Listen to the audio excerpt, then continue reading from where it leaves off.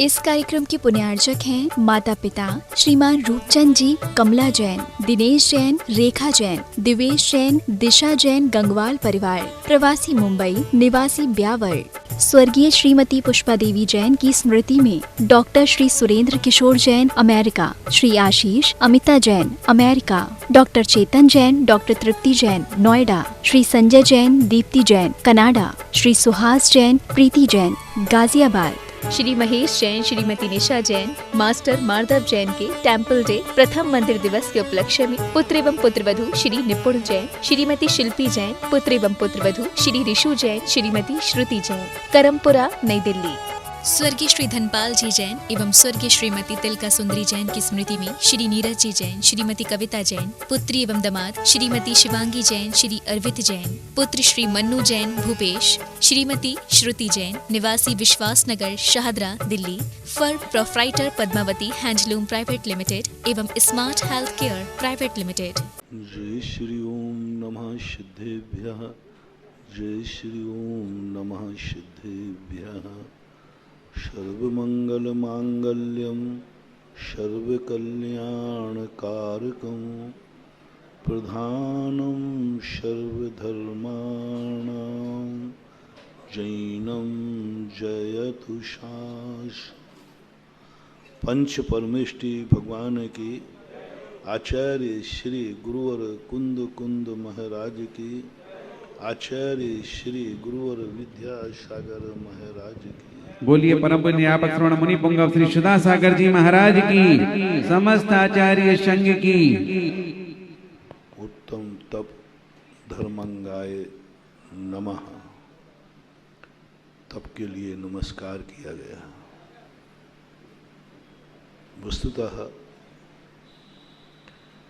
ये सारी सृष्टि को जब धर्म के चश्मा लगा के देखते हैं तो हर चीज में कहीं ना कहीं तत्व नजर आता है, तथ्य नजर आता है। जब इनको स्वार्थ की दृष्टि से देखते हैं तो ना तो तत्व नजर आता है ना तथ्य नजर आता है। मार्त आता है हमारी वासना,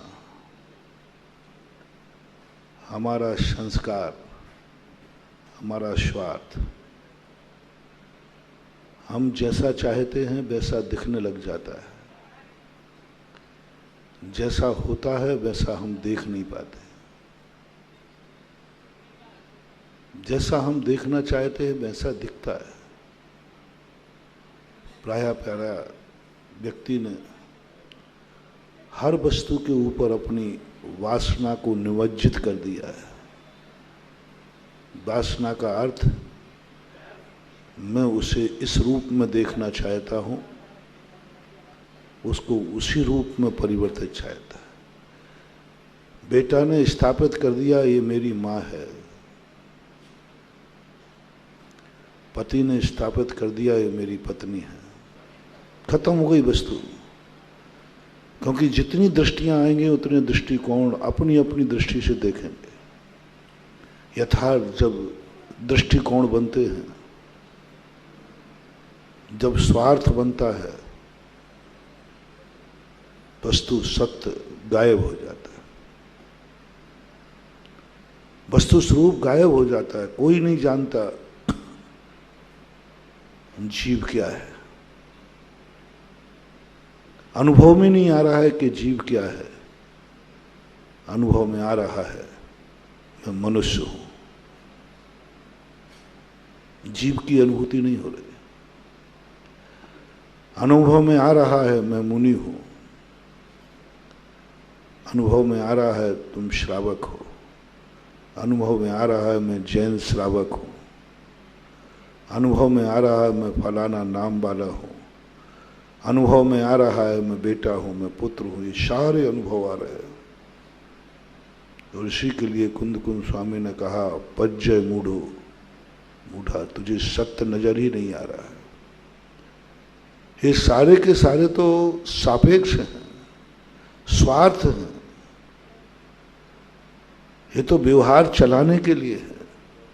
ये सो अशुद्ध नय है। जितने जितने अनुभव पर सापेक्ष हैं वे सब अशुद्ध नए में डाल दिए। यानी हमारे लिए अशुद्ध की ही अनुभूति हो रही है। आप कभी सोचना अपने आप को मैं जीव हूं या अनुभूति कब हुई? जीव से भी ऊपर उठने की मैं द्रव्य हूं ये अनुभूति कब हुई? द्रव्य गायब है, जीव गायब है और आगे तो मनुष्य भी गायब है। तुम्हें मनुष्य पने की अनुभूति होती ही नहीं। तुम्हें अनुभूति होती है उनकी जो दूसरों के द्वारा तुम्हें पुकारा जाता है, जिसका नाम कोई दूसरा पुकार नहीं सके उसकी अनुभूति नहीं है। जो दूसरा टाइटल देखे वो है हमारी अनुभूति। वही हमारा वैभव है, वही हमारी जिंदगी है, वही सब कुछ है जो दूसरा हमें टाइटल देगा। जिससे दूसरा टाइटल नहीं देता वो हमारे अनुभव से बहुत दूर चला गया।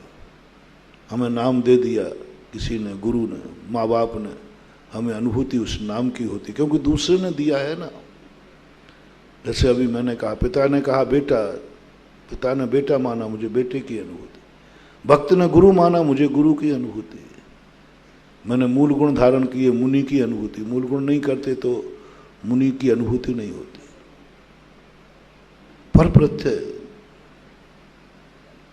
पर प्रत्यय रूप अनुभूति हो रही है, पर्याय की अनुभूति हो रही है, द्रव्य की नहीं।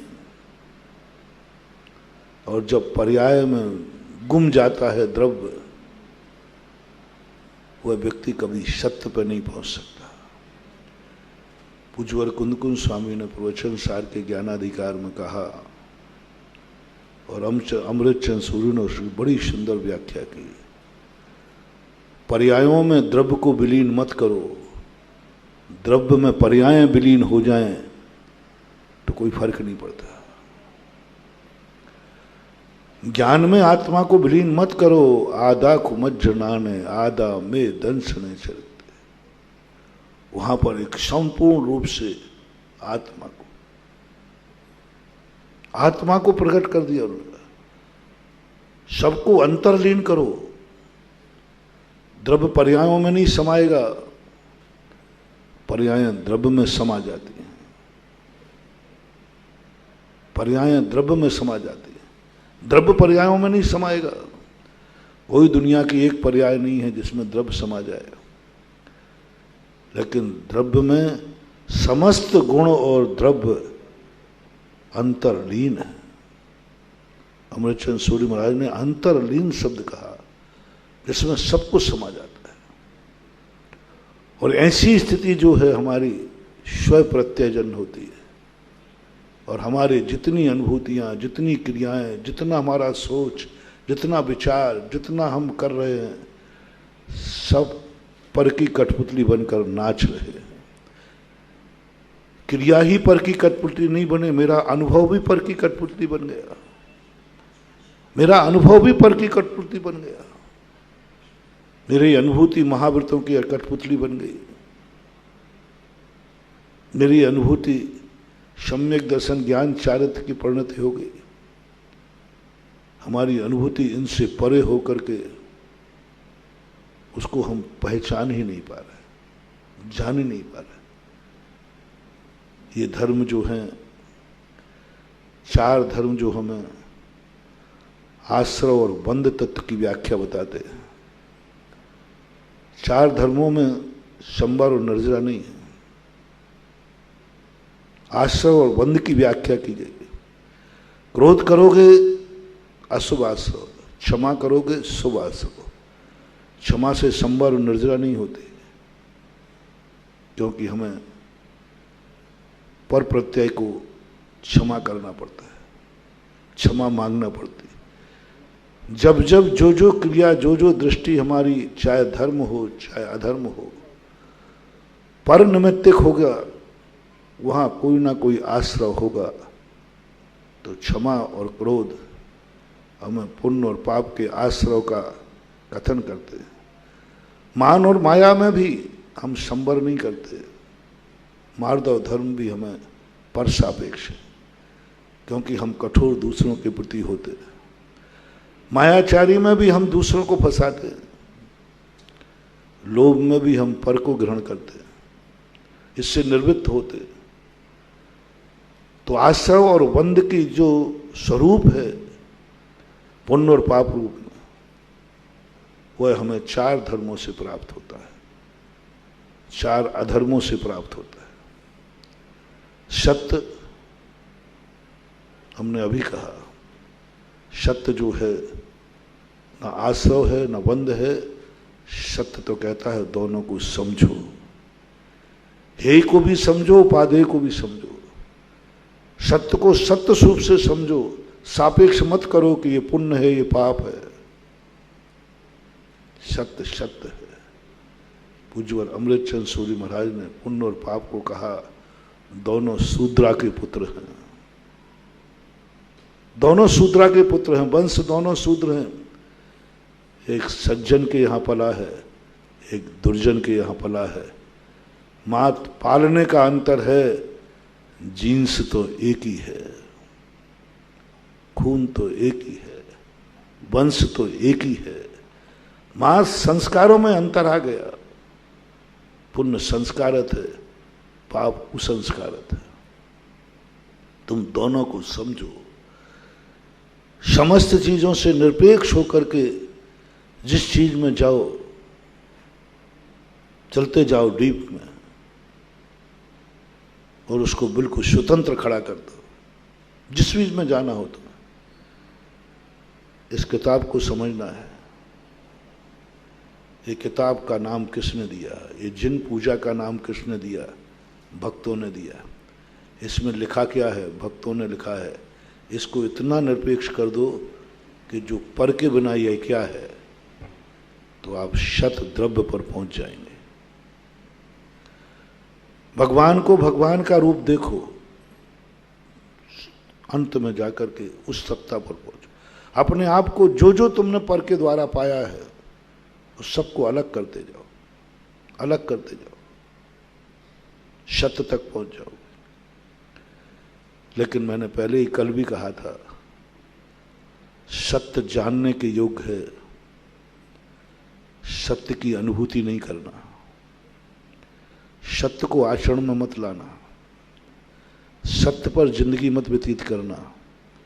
सत्य तुम्हें यदि क्रिया और अनुभव में आ गया तो तुम संसार में जी नहीं पाओगे, तुम मिट जाओगे, संसार मिट जाएगा। तुम मिट जाओगे, तुम बनोगे नहीं। सत्य को अनुभव में मत लाना। संसार में रहते हो तो सत्य को जानना, सत्य को समझना, सत्य को आचरण में मत लाना, पर्यायों को समझना, द्रव्य को समझना, द्रव्य को आचरण में मत लाना। द्रव्य दृष्टि कही, द्रव्य क्रिया नहीं होती। पूज्यवर कुंद कुंद भगवान ने सर्वविशुद्धि अधिकार में द्रव्य दृष्टि कही है, द्रव्य क्रिया नहीं कही। द्रव्य क्रिया नहीं कही, क्रिया पर्याय रूप होती है। द्रव्य दृष्टि कही, बड़ा महत्वपूर्ण शब्द दिया कि द्रव्य दृष्टि लाओ। और द्रव्य दृष्टि का अर्थ है द्रव्य को दृष्टि में लाओ। द्रव्य क्रिया रूप नहीं होता, द्रव्य का आचरण नहीं किया जाता। द्रव्य में व्यक्ति स्थित प्रज्ञ हो जाता है, कुछ करते ही नहीं, ब्राह्म को प्राप्त हो जाता है। ना शुभ ना अशुभ, मां साक्षी। जैन दर्शन कहता मां साक्षी, बस जानो। वो साक्षी संसार में रह के मत जीना। इसलिए सर्वज्ञ भगवान को कल मैंने कहा था, सिद्ध और अरहंत साक्षीभूत। वो सत्य को जान रहे, सत्य का अनुभव कर रहे हैं। जिस दिन सत्य अनुभव में आ जाता है, महासाक्षी होकर रह जाता है।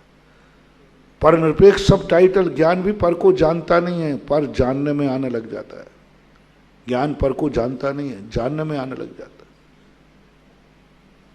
वो जानते ही नहीं, कुछ करते ही नहीं है, कुछ नहीं करना, मात्र एक सहज रूप से अगुरु लघु गुण की पर्यायें निकलती रहती है, उसको कुछ पता ही नहीं चलता, वो तो सत्य में जाकर के स्थिर हो जाता है। इसलिए संसार में रह करके सत्य की अनुभूति करना नहीं तो तुम जी नहीं पाओगे। कल मैंने बताया था, इसलिए सत्य के बाद संयम को रखा, संयम को तुरंत रखा, क्योंकि सत्य का तेज, सत्य की अनुभूति, सत्य की परिणति, तुम दुनिया से ऊपर उठे नहीं और सत्य में चले गए, तुम सामने वाले को बर्बाद कर दोगे, तुम बर्बाद हो जाओगे। सामने वाले को धूल में मिला दोगे, तुम धूल में मिल जाओगे, क्योंकि तुम सत्य की अनुभूति में उतर गए हो। सत्य की अनुभूति में उतरने वाला अनर्थ नहीं देखता, न्याय अन्याय नहीं देखता, तो साक्षी देखता। मैंने कहा था ना, एक दिन कहीं वैष्णव दर्शन में आया, भीम को जब हनुमान मिले तो उन्होंने कहा, हनुमान जी आप तो सत्य के पक्ष में रहे हैं।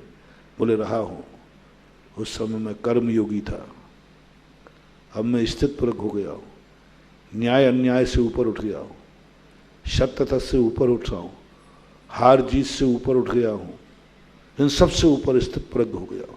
अब मुझे कोई फर्क नहीं पड़ता कौन हार रहा है कौन जीत रहा है, मुझे कोई फर्क नहीं पड़ता कौन राम है कौन रावण है, मुझे कोई फर्क नहीं पड़ता दिन और रात क्या है, पुण्य और पाप क्या है, हे क्या उपादेय क्या, सब साक्षीभूत हो गया हो।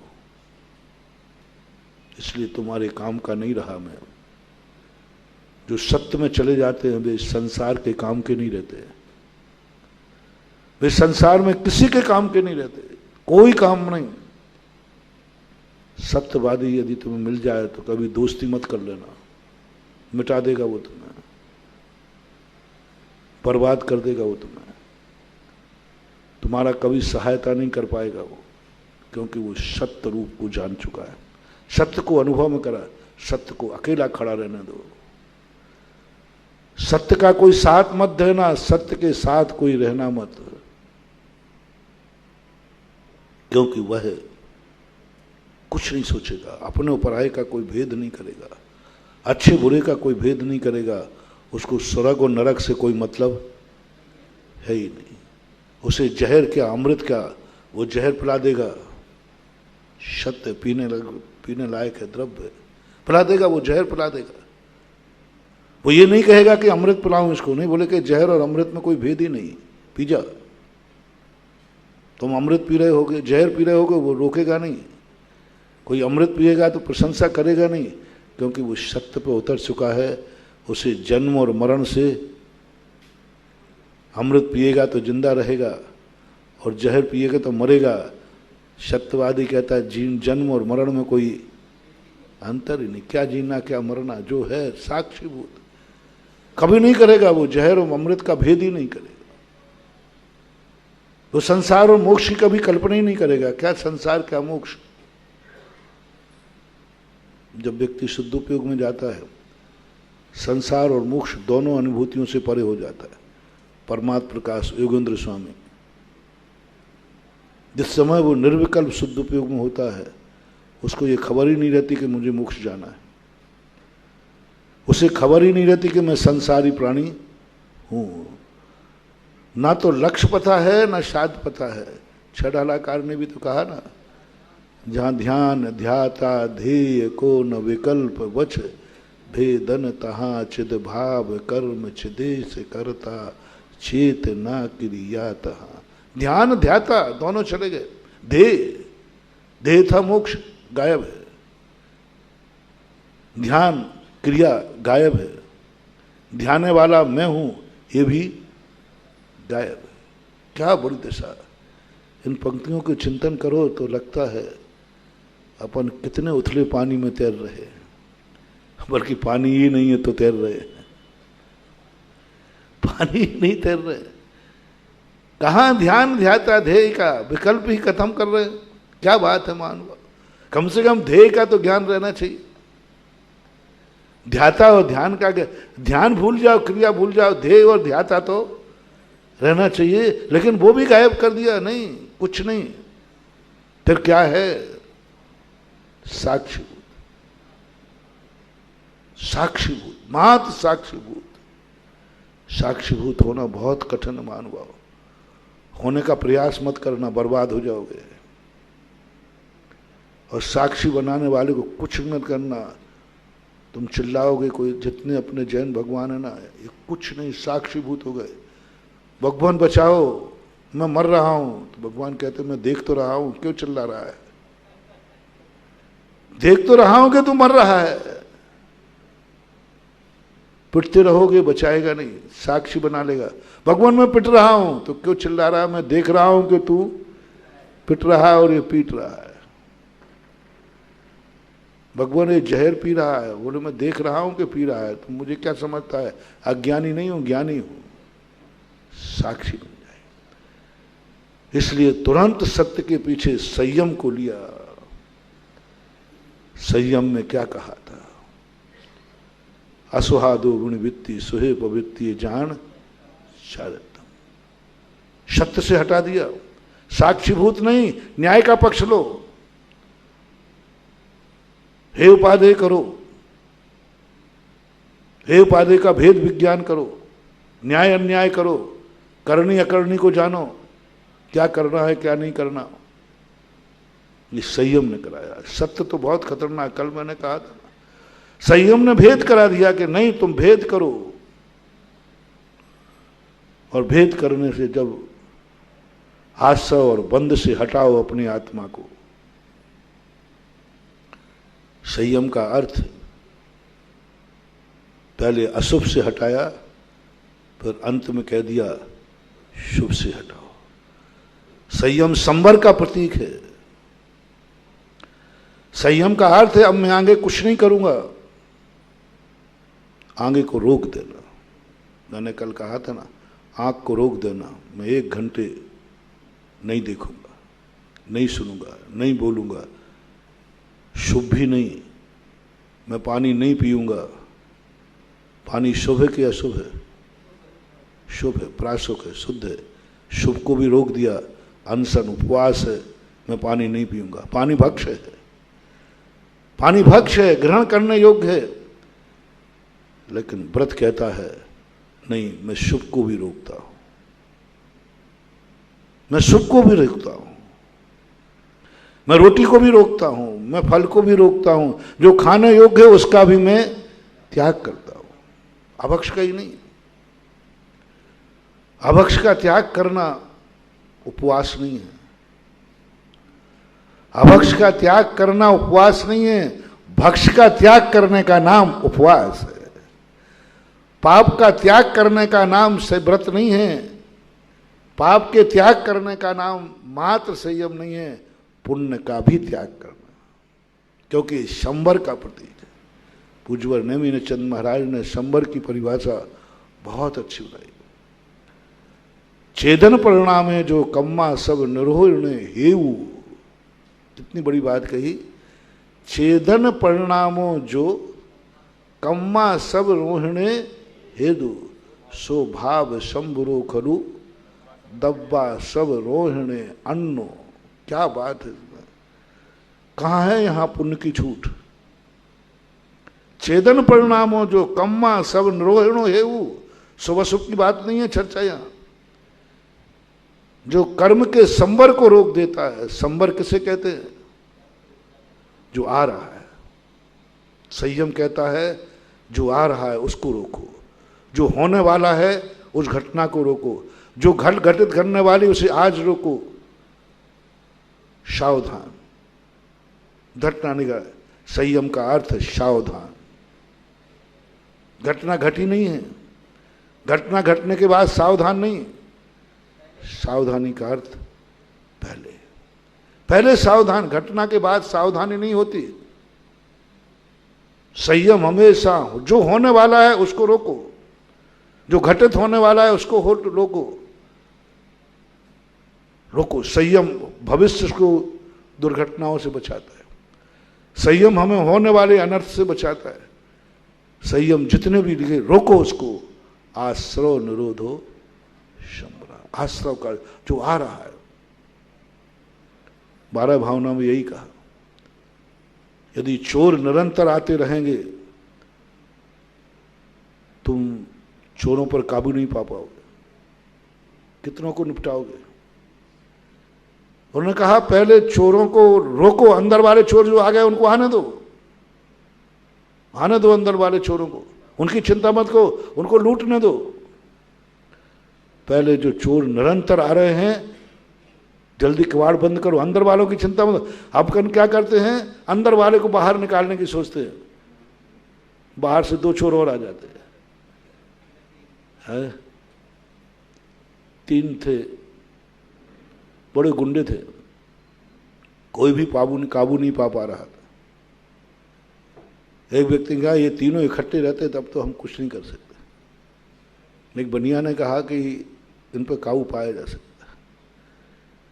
ये तीनों में से जिस दिन वो अलग अलग हुए, एक क्षत्रिय था, एक ब्राह्मण था, एक नाई था, तीनों गुंडे थे, जबरदस्त थे, और तीनों की एकता थी।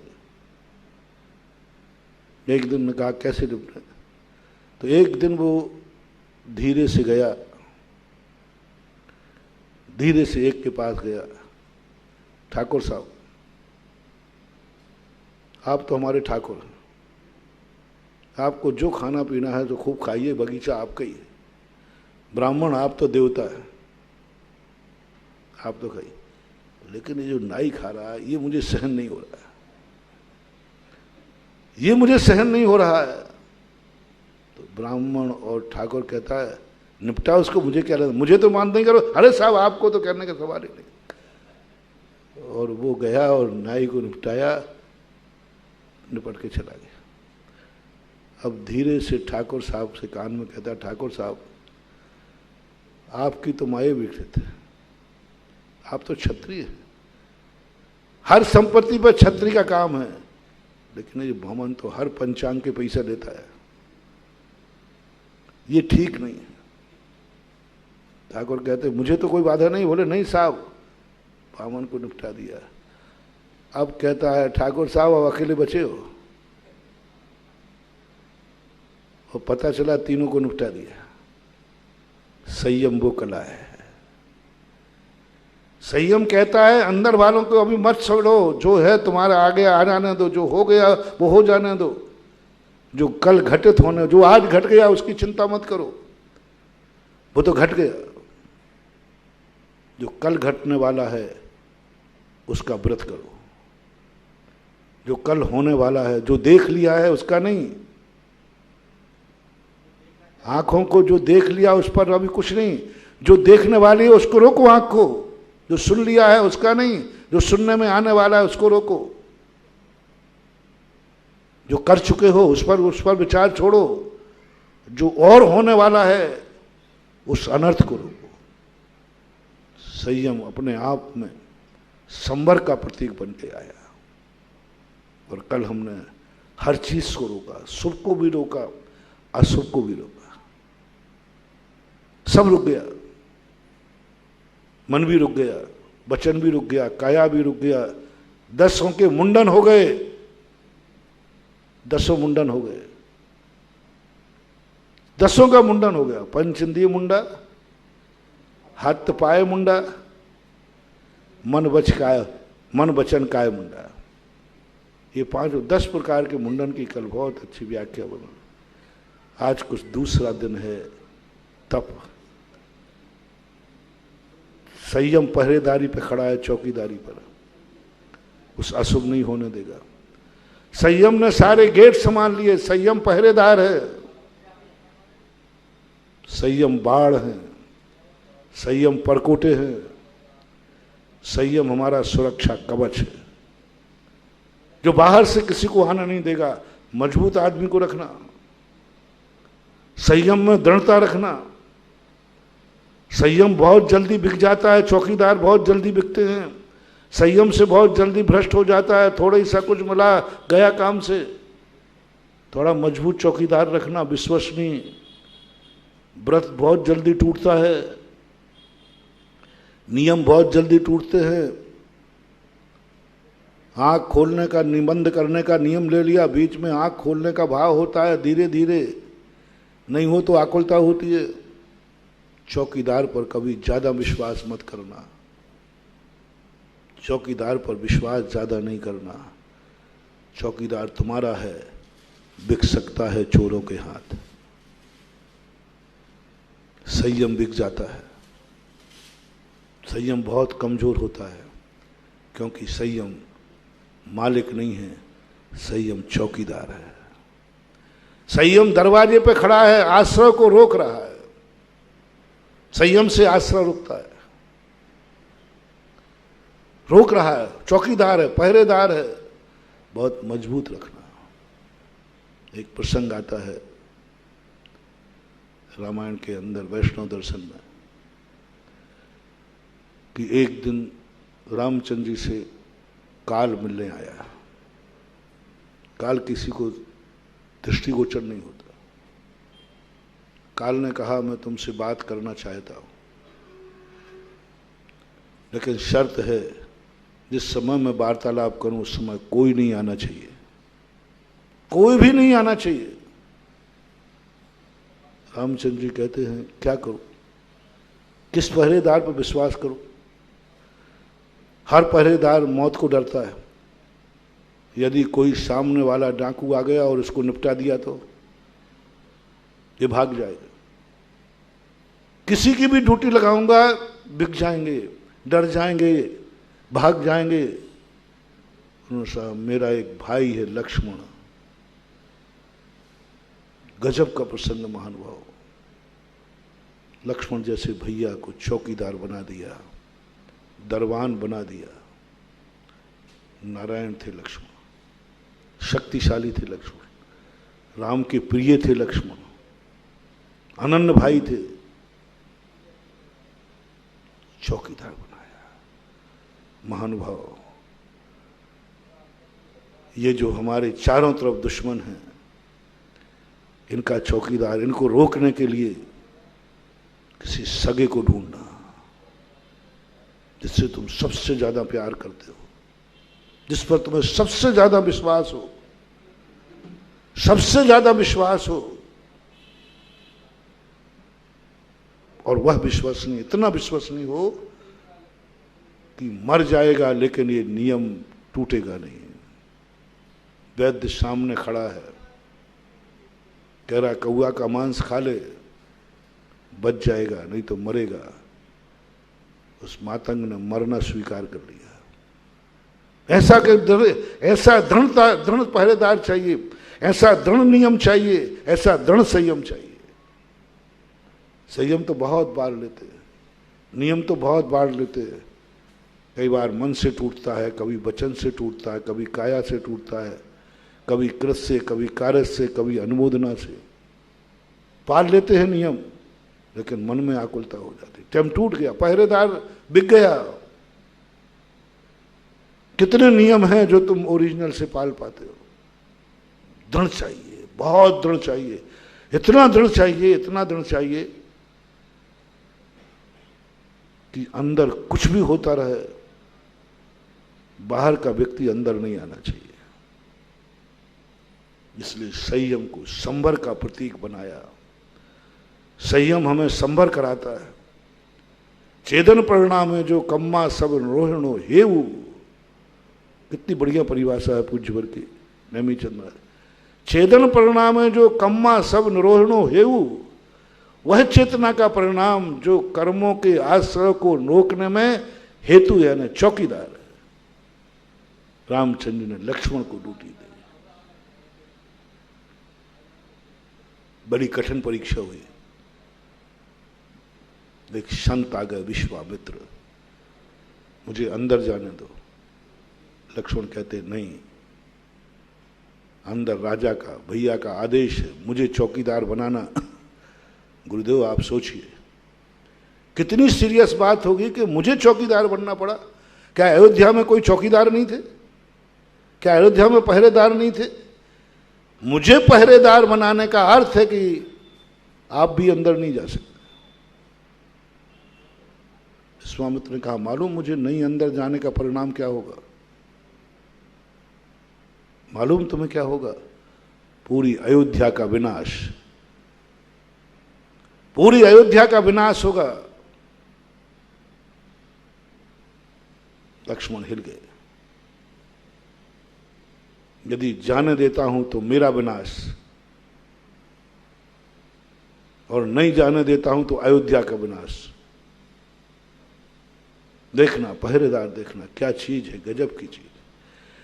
यदि मैं अंदर नहीं जाने देता हूं तो सामने वाले संत ने कह दिया मैं अयोध्या का विनाश कर दूंगा, अभिशाप दे दूंगा। और लक्ष्मण कहते हैं कि यदि अंदर जाने दूं तो मेरा विनाश निश्चित है, क्योंकि आज जो पहरेदार इस ड्यूटी से च्युत होगा उसकी सजा मौत है। फैसला करना है। संयम धारण करना कोई हंसी मजाक नहीं है। संयम को लेना कोई हंसी मजाक नहीं है। संयम का अर्थ है कि चौकीदार बनना कि मैं कर्मों को नहीं आने दूंगा। अब फैसला कभी कभी ऐसा हो जाता है, सामने साक्षात पुण्य खड़ा है, साक्षात भगवान खड़े हैं, गुरु खड़े हैं, नमोकार मंत्र है, बहुत बड़ा जबरदस्त पुण्य सामने खड़ा, साक्षात तीर्थंकर करे, मुझे अंदर जाने दे, मुझे अंदर जाने दे। कौन रोक सकता भगवान को? कौन रोक सकता गुरु को? कौन रोकता पंच परमेष्ठी को? धन्य है वे महामना शुद्ध उपयोगी जो अपने ज्ञान में भगवान का भी प्रवेश निषेध कर देते, गुरु का भी निषेध कर देते। नमोकार मंत्र भी प्रवेश नहीं करता उनके मन में, उनके ज्ञान में, उनके ध्यान में। नहीं, भगवान आप भी अंदर नहीं आएंगे। इस समय मैं शुद्ध उपयोग में हूं, गुरु भी अंदर नहीं, कुछ नहीं अंदर, भगवकार मंत्र कोई नहीं। कितनी बड़ी शक्ति, भगवान आ गई, लेकिन संयम, यथाख्यात चारित्र, सबसे बड़ा चारित्र है यथाख्यात चारित्र। यथाख्यात चारित्र जब ड्यूटी पे होता है तब आत्मा में, ज्ञान में, उपयोग में भगवान भी प्रवेश नहीं कर सकते। भगवान भी नहीं, गुरु में कुछ नहीं प्रवेश। चौकीदार पे यथाख्यात चारित्र खड़ा है। अंत में लक्ष्मण को करुणा जागी, गुरुदेव अंदर तो नहीं जाने दूंगा, तो मैं द्वारका को भस्म, अयोध्या को भस्म करता हूं। बोले रुकिए, मैं एक बार अंदर पूछ के आता हूं। और अंदर पूछने का अर्थ है मौत, क्योंकि कोई नहीं जा सकता। लक्ष्मण जैसे अंदर गए, भैया बहुत बड़ी समस्या है। काल ने कहा, लक्ष्मण राम जी ये क्या हुआ? तुम्हारी अयोध्या के पहरेदार ऐसे ही होते हैं क्या? पहरेदार स्वयं ही अंदर आ गया। क्या पहरेदारी यही है? काल रुष्ट होकर चला गया। रामचंद्र जी की सब वचन था, जो अंदर आएगा वो मौत के घाट उतारा जाएगा, मृत्यु दंड होगा। लक्ष्मण तुमने ये क्या किया? बोले भैया मैं जानता था कि मैं अंदर गया तो मृत्यु दंड मिलेगा, लेकिन मैंने दो को बचाया है, अयोध्या को बचाया है और बाहर गुरु खड़े हैं, वो अंदर आते तो उनको मृत्यु दंड मिलता,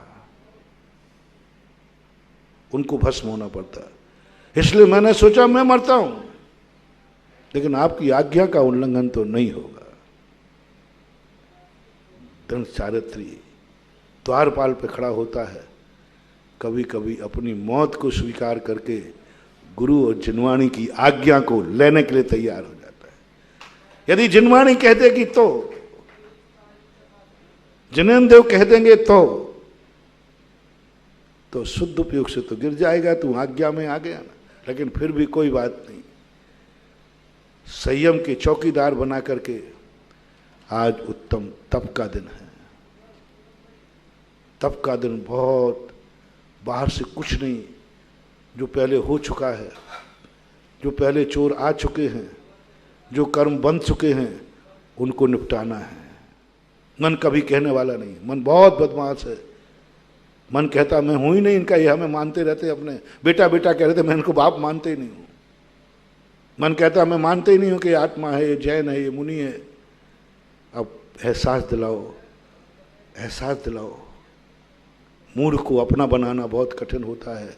ये जड़ है मन, इसमें आत्मीयता जगाओ, इसकी सेवा करो, इसके दुख में काम आओ, इसके प्रति चिंता करो, इसके लिए रातें हराम करो, इसके लिए कुछ करो कि मन तुम्हें हो जाए कि हाँ ये मैं तुम्हारा हूं।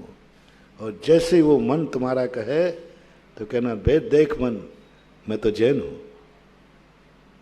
अब उसने बाउंड क्या कर दिया कि मैं तुम्हारा हूं, तो फिर कहना मैं कौन हूं मालूम तुझे, मैं तो जैन हूं। अब तू जैन है कि नहीं? मैं जैन हूं, तू जैन है तो मेरा है, नहीं तो तू पराया है। अब तुम छुटकार दो उसको, अब वो तुम्हारी तरफ आ रहा है, तुम मेरे हो, तुम मेरे हो, मैं तो जैन हूं। तो क्या तू भी जैन है? तो जैन के लिए क्या करना पड़ता है? छी, जैन का मन ऐसी इच्छाएं नहीं करता, जैन का मन में ये गंदी इच्छाएं नहीं होती। तेरे तो दुष्ट गोष्ठी, दुष्ट विचार, दुष्परिणाम, अशुभ योग चल रहा है। अशुभ योग नहीं होता जैनी का, तू अशुभ कर रहा है। दुष्ट विचार, दुष्ट गोष्ठी, तुम्हारे जीवन में कितने विकार भरे हुए हैं। मेरा बनने के लिए वही आंख से पूछ, ये आंख किसकी है? आंख इच्छा करे देखूं मैं इसको, छी किसकी आंख है तू? आंख जल्दी आनी कहेगी तुम्हारी है। वो कहता मुझे मतलब नहीं तुमसे, मुझे तो देखना है। बच्चे को कोई मतलब नहीं पापा किसका बाप है, कौन है, उसको तो खाना है। तो बच्चे को आपने देखा वो गंदगी उठाते समय ये दिखता है क्या कि मैं किस बाप का बेटा हूं? याद आता है उसको कि मेरा बाप भक्ष खाता है, मेरा बाप रात में नहीं खाता है। बच्चा कहता है कोई फर्क नहीं पड़ता, वो हमें बेटा मानता है, मैं उसको बाप मानते ही नहीं हूं, पर ये तो खाना है तो खा लेगा। ये इंद्रियां और मन ऐसे ही छोकरे हैं, ये मन ऐसे ही छोकरा है, ये इंद्रियां ऐसी ही छोरी हैं। ये छोकरा और छोरियों के अंदर आत्मीयता जगाना। अच्छे अच्छे छोकरे छोरियां कह देते हैं, जब आप लोगों के यहाँ होते ना शादी विवाह वगैरह गड़बड़, तो बाप कहता है बेटा मेरी तो लाज है। बोले पापा तुम्हारी क्या लाज है, मैं अपनी तरफ जाऊंगा। ये अपनी मनमानी कर देते हैं, माँ बाप को रोता हुआ छोड़ जाते हैं, बिलखते रहते हैं। ये मन और इंद्रियां आत्मा को बिलखते हुए छोड़ देते हैं। आत्मा पश्चाताप में जाती है, आत्मा रोकती है, इंद्रिय कहती मुझे कोई मतलब नहीं। आंख को जगाओ, आंख की इच्छाओं का अनुरोध करो। और आंख की इच्छा का अनुरोध जब होगा जिस दिन आंख को ये महसूस हो जाए मैं मुनि की आंख हूं, मैं मुनि की आंख हूं, और आंख में संस्कार आ जाए मैं मुनि की आंख हूं। मुनि की आंख ये चीज नहीं देखती। इच्छा तो आएगी, ये मत समझना कि मुनि को इच्छा नहीं आएगी। यदि इच्छा नहीं होती तो फिर निरोध करने की जरूरत क्या थी? इच्छा निरोध हो, इच्छा तो होगी, आंख है तो वो खुलेगी, आंख है तो देखेगी। लेकिन तब मैं मुनि हूं, मुनि का याद आते ही यदि तुम्हारी आंख ने तुम्हें अपना मान लिया है तो आंख झुक जाएगी। कोई कहेगा उससे क्यों नहीं देख रहा हूं, मैं मुनि की आंख हूं ना, मुनि की आंख हूं ना। आपने मुनि की आंख को झुकते देखा? इच्छा निरोध तप, आंख का तप हो गया। आंख देखना चाह रही थी, उन्होंने झुका ली। तब देखो कहां पहुंच रहा है। देखने की इच्छा थी, देखने का मन था, सब कुछ था, लेकिन तुरंत याद आया मैं मुनि हूं, आंख झुक गई। ये आंख का उपवास हो गया, आंख का तप हो गया, आंख की इच्छाएं रोध गई। ऐसे कान है, गाना आ रहा है, कान कह रहा सुन लेना। थोड़ा समय दो अपनी आंखों को, थोड़ा समय दो अपने आप को। मत कहो ये आंख है उठ गई, यूं आंख है उठ गई, प्रमाद मत करना, चूकना मत। ये आंख अनर्थ कर देगी तुम्हारे लिए, एक दिन ये आंख सिर फुड़वा देगी तुम्हारा, ये आंख तुम्हें दुर्गति पहुंचा देगी। आंख को तुरंत उसी समय उसकी इच्छाओं का निरोध कर दो और एहसास करा दो। कानों को कराओ, कानों को एहसास कराओ। छी, ये बात तो सब तो सुन रहे हैं, दुनिया सुनाने के लिए तो गाना चल रहा है। तो किसका कान है? तू जैनी का कान है, तू वृत्ति का कान है, तू मुनि का कान है। नहीं, छी, ये गंदी बात है। समझाओ उस कान को, थोड़ा समय दो कानों को, इच्छाओं का निरोध करो। नासिका को कल भी मैंने कहा था, कल मैंने संयम दिलाया था, आज उन्हीं इंद्रियों की इच्छाओं का निरोध कराना। कल जो मैंने कहा था व्रत रखना, कल कहा था मैंने व्रत रखना, आज तो देखने का भाव ही मत करना। कल तो भाव तो कर सकता था, लेकिन करना नहीं। संयम रखना। संयम का अर्थ मन बिगड़ेगा, बिगाड़ना मत। आंख उठेगी, संभालना, संभालने वाली बात थी। आज तो इच्छा ही खत्म कर दो, आंख में देखने की इच्छा खत्म हो जाए, क्योंकि मैं मुनि की आंख हूं, मैं जैन की आंख हूं। ऐसे ही नाशका को, ऐसे ही खाने को, जितनी बाजार में वस्तु मिले, रसगुल्ला मजा आ रहा है। वो कौन सी भाजी होती ना, पाव भाजी, पाव भाजी, चाइना फ्रूट्स, सब खाने की चीजें हैं। नहीं नहीं नहीं नहीं नहीं नहीं, तू किसकी रचना है? अच्छे से समझाना, थोड़ा समय दो, थोड़ा समझाओ। तू जैन की रचना है। छी, गंदी बात, तू मुनि की रचना है। इंद्रिय निरोध क्या है? इंद्रिय निरोध क्या है? महान तप है, पंच इंद्रिय निरोध आता है, निरोध तप है। उसको रचना को खत्म करो, मात एहसास दिलाना ये मुनि की रचना है। ये रचना किसकी है?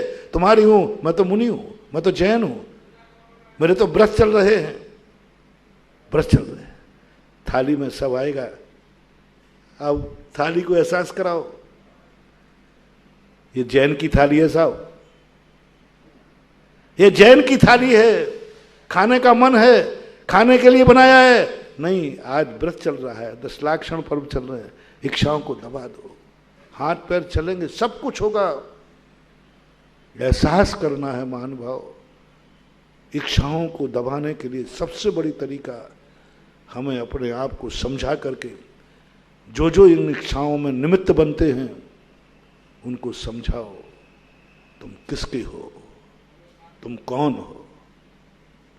तुम कौन हो? पहला इच्छा निरोधो। तब यदि आपको कंट्रोल करना है तो पहला निर्णय करो, तुम कौन हो? तुम्हें पता नहीं कि मैं कौन हूं, तुम्हें मालूम नहीं कि मैं कौन हूं। इसलिए मैंने सत्य के रूप में नहीं उतारा तुम्हें, मैंने सत्य की प्रशंसा नहीं की। अभी अपन को संसार में जीना है। सत्य के भी अनुभव करें जो सिद्धालय में पहुंच गए हैं, सत्य का वो अनुभव करें जो अरहंत बन गए हैं। हमें तो अभी संसार में जीना है। हमने सत्य के साथ संयम लगाया था। हम झूठ भी बोलेंगे। मैं झूठ भी, सेठ से झूठ बुलवाया था कल की नहीं, और बाबा भारती ने भी डाकू खड़क सिंह से क्या बुलवाया था? झूठ बुलवा दिया था, झूठ बुलवा दिया। कोई बात नहीं, संयम है ये। संयम यही कहता है, संयम सत्यवान हो ऐसा कोई नियम नहीं। संयम में असत्य भी सत्य होता है, यह संयम है। संयम में असत्य भी सत्य होता है। रिपीट करें, संयम में सत्य भी असत्य होता है। संयम में असत्य भी सत्य होता है, संयम में सत्य भी असत्य होता है। संयम के साथ वहां संयम का महत्व है, विवेक का महत्व है, हे उपादेय का महत्व है। और यहां आज जो मैं कह रहा हूं, अपने लिए कुछ समय दो। बहुत इच्छा, बहुत स्वतंत्र हो गया है मन, ना जाने कितनी उड़ानें भरता है, कितनी कल्पनाएं भरता है। एक दिन अपने मन का डिस्ट्रैक्शन करो, तो आपको पता चल जाएगा ओरिजिनल तुम्हारे मन की इच्छाएं तुम्हारे मुनित्व से बहुत आगे निकल चुकी है। बने रहो मुनि, तुम बैठे रहो मुनि बन करके। तुम्हारा मन तो इतना कि मुनि तो क्या वहां पहुंच गया है जो श्रावक भी नहीं करता। सोचो, अपने मन को देखो, मन की उड़ंगे तरंगे देखो कहां पहुंच गई, और तुम मुनि बन के बैठे हो। बने रहो मुनि, समझते रहो कि मैं तत्वज्ञानी चेतन आत्मा हूं। मन कहां पहुंच गया है। बेटा बाप को बदनाम कर देता है, बेटा बाप को बदनाम कर देता है, चोर रास्ते को बदनाम कर देता है, मन तुम्हें बदनाम कर देगा। इसलिए आज पहली अनुभूति समय आपका हो गया। अपने आप को समझो पहले, मैं कौन हूं। उत्तम तप, मैं कौन हूं। यदि जो मैं हूं, क्या मेरी इच्छाएं, मेरे कृत्य, मेरे करने का जो भाव है, क्या उसके योग्य है? नहीं है, उसको निरोध करो। फिर दूसरी तरफ आप जाओ, जो जो मेरे हैं, जिन जिन को तुम मेरा कहते हो, क्या वो तुम्हारे हैं? जिन जिन को तुम मेरा कहते हो, क्या वे तुम्हें अपना मानते हैं? सब तरफ चले जाना, पड़ोसी से चले जाना। तुम जैन हो, पड़ोसी जैन है कि नहीं? तुम जैन हो, तुम्हारा बाप जैन है कि नहीं? तुम जैन हो, तुम्हारे भाई जैन है कि नहीं? तुम जैन हो, तुम्हारी पत्नी जैन है कि नहीं? सब में एक जाति होना चाहिए। ध्यान रखना, संबंध बनाओ तो समधि के संबंध बनाओ। समधि, एक आचार और एक विचार होगा तो उत्तम तप प्रकट हो जाएगा। ये क्यों कहा गया कि सब पड़ोसी एक? आपने देखा होगा, पहले समय आपका हो गया है, आपने देखा होगा सब पहले एक जाति एक मोहल्ले में रहती थी। पड़ोसी भी कौन हो? जैन हो। जब तुम कह सकोगे कभी पड़ोसी बुरी भाव करेगा, भाई तुम किसके पड़ोसी हो? बोले आपके। मैं तो जैन हूं। क्या आप जैन हो? कह सकोगे। माँ बाप कौन होना चाहिए? शादी ब्याह करते हो, क्यों कहा गया तुम कौन हो? जल्दी बोलो। और संसार के लैला मजनू सुनो, तुम कौन हो? जैन हो। तो पत्नी कौन होना चाहिए? बात खत्म है, इतनी सी तो बात है। तुम कौन हो पहले ये एहसास करो। तो तुम्हारी कौन होना चाहिए? तुम जैन हो तो तुम्हारी जैन होना चाहिए। पत्नी हो, चाहे बहन हो, चाहे पड़ोसी हो, चाहे दोस्त हो, तुम कौन हो? तो दोस्त कौन होना चाहिए? तुम मुनि भगवान भक्त हो तो तुम्हारे सारे लोग कौन होना चाहिए? तुम गुरु भक्त हो तो तुम्हारे सारे, बाहर से लेकर अंदर तक। तुम गुरु भक्त हो तो तुम्हारा ब्याई जी गुरु भक्त, तुम्हारा बाप गुरु भक्त, तुम्हारा दोस्त गुरु भक्त, तुम्हारा पड़ोसी गुरु भक्त, और तुम्हारा मन और इंद्रियां गुरु भक्त, तुम्हारे हाथ और पैर भी गुरु भक्त, पत्नी भी गुरु भक्त। हाँ, वो तो सब आ ही गया। तुम गुरु भक्त हो तो तुम्हारा और तुम्हारी। अब जो जो तुम्हारा और तुम्हारी है, डिस्ट्रैक्शन कराओगे शाम हो जाएगी। समझदार को इशारा, जो जो तुम्हारा है और तुम्हारी है, वो जो तुम हो वही होना चाहिए। और जब वही होगा तो फिर तुम्हारी इच्छाएं जो बनेगी, जो तुम्हारे परिणाम निकलेंगे, वो भी सब वही होंगे। और यदि इतना अपन ने जीत लिया तो आज उत्तम तप, अंदर जो हमने कर चुके थे उनको नाश करना है, उन कर्मों का समाप्त करना है। आज इतनी कह के विराम करता हूँ। महावीर भगवान की। इस कार्यक्रम के पुण्यार्जक थे माता पिता श्रीमान रूपचंद जी, कमला जैन, दिनेश जैन, रेखा जैन, दिवेश जैन, दिशा जैन, गंगवाल परिवार, प्रवासी मुंबई, निवासी ब्यावर। स्वर्गीय श्रीमती पुष्पा देवी जैन की स्मृति में डॉक्टर श्री सुरेंद्र किशोर Jain, America, Shri Ashish Amita Jain, America, doctor चेतन जैन, डॉक्टर तृप्ति जैन, नोएडा, श्री संजय जैन, दीप्ति जैन, कनाडा, श्री सुहास जैन, प्रीति जैन, गाजियाबाद, श्री महेश जैन, श्रीमती निशा जैन, मास्टर माधव जैन के टेम्पल डे प्रथम मंदिर दिवस के उपलक्ष्य में पुत्र एवं पुत्रवधू श्री निपुण जैन, श्रीमती शिल्पी जैन, पुत्र एवं पुत्रवधू श्री ऋषु जैन, श्रीमती श्रुति जैन, करमपुरा, नई दिल्ली। स्वर्गीय श्री धनपाल जी जैन एवं स्वर्गीय श्रीमती तिलका सुंदरी जैन की स्मृति में श्री नीरज जी जैन, श्रीमती कविता जैन, पुत्री एवं दामाद श्रीमती शिवांगी जैन, श्री अर्वित जैन, पुत्र श्री मन्नू जैन भूपेश, श्रीमती श्रुति जैन, निवासी Vishwas Nagar Shahdara Delhi, firm proprietor Padmavati handloom private limited एवं smart health care private limited.